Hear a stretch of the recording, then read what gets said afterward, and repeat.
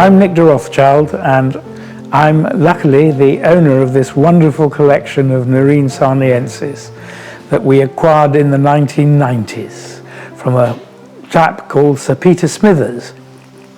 He acquired my grandfather's collection in the 1970s, 1974 I think, and by the time we got the plants from him, all that collection had disappeared because they were inferior to what he had done, and he only kept the most superior of the plants, which he would put on show for his friends in a beauty parade, and then they would select out which were the best colours and which were the best head shapes and all of that. They were very strict in his criteria.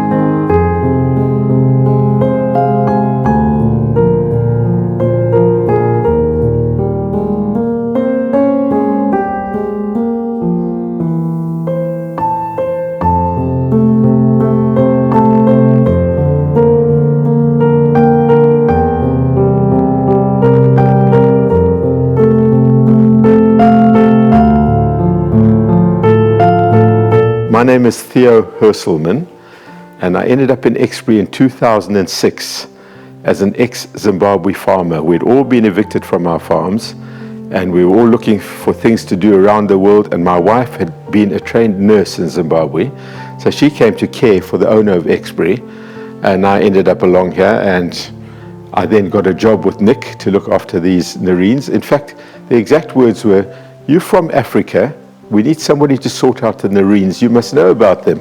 I'd never heard of a nerine in my life, because Zimbabwe, we don't get these nerines. Without Theo, there wouldn't be this. This is all his work. It's fabulous. I just go ooh-ah. These nerines sarniensis were discovered on Table Mountain 400 years ago by the Dutch East India Company trading ships that were going around to China, India, Japan, the spice trades. And they needed somewhere to resupply their ships, so they started a settlement at where Cape Town is today.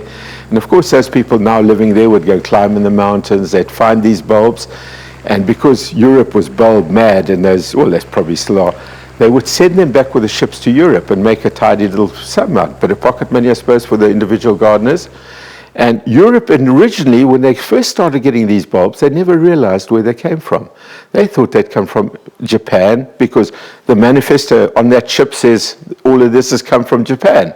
They don't realize that the bulbs, and it took quite a few years before they started realizing that these bulbs had come from South Africa, from Cape Town in particular. Now, the difference being that Cape Town is in that southern point of Africa where they get Mediterranean climate. So they get their rain in winter, and they bone dry in summer.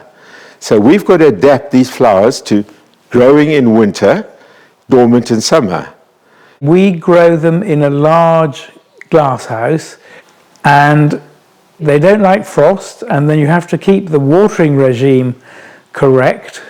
They grow a new set of roots every year in the autumn, and once they've done that, they then shoot up their flower spike, but we have learnt that the flower spike is determined by day and night temperature, that there has to be a fluctuation of at least 15 degrees between day and night that triggers them to throw up a flower spike. And when they start throwing that up, they grow the next flower that sits there for a whole year or two.